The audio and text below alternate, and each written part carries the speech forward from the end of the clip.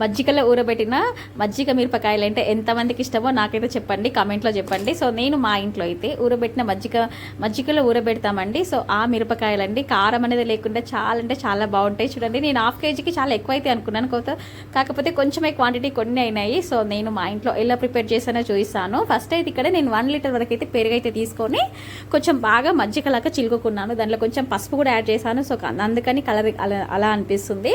కొంచెం పసుపు అయితే యాడ్ చేసుకోవాలి. తర్వాత కొంచెం సాల్ట్ అయితే యాడ్ చేసుకోవాలి.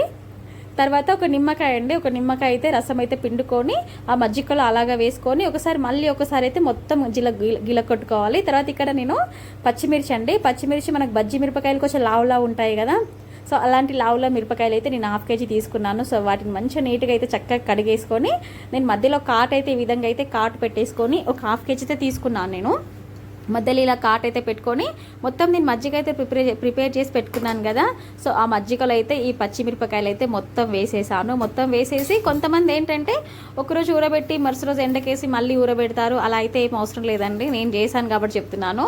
సో మా ఇంట్లో అయితే మేము ఇలాగే చేస్తాము. ఆ పచ్చిమిర్చి ఉంటాయి కదా, సో ఆ మజ్జిగలో అలాగే ఒక 3-4 డేస్ అలాగే ఊరబెట్టుకోవాలి. సో రోజు ఒకసారి మార్నింగ్ కలుపుకోవాలండి, కలుపుతూ పెట్టాలి. ఒకరోజు కలిపేసి మళ్ళీ 3 డేస్ అలాగే ఒకరోజు కలుపుతూ సో ఒక 3-4 డేస్ అయ్యాక మొత్తం ఊరిన తర్వాత మనం ఈ విధంగా అయితే ఎండలో మంచిగా, ఇప్పుడైతే ఎండాకాలం సీజన్ కదండి, సో ఎండలో బాగా ఎండబెట్టుకుంటే అయిపోతుంది. నేను ఒక 2 డేస్ అయితే బాగా ఎండ కొడుతున్నాయి కదా, మన ఎండలో ఎండబెట్టుకుంటే సో నాకైతే ఈ విధంగా అయితే మిరపకాయలు అయితే నాకు రెడీ అయిపోయాయి. సో అలాగే కూడా తినేయచ్చు, కారం అనేది లేదు. చాలా అంటే సో ఒక 3-4 డేస్ మంచిగా ఊరినాయి కదా, సో కారం అనేది లేదు. ఇక్కడ నేను ఈరోజు నేను మామిడికాయ పప్పు చేశాను.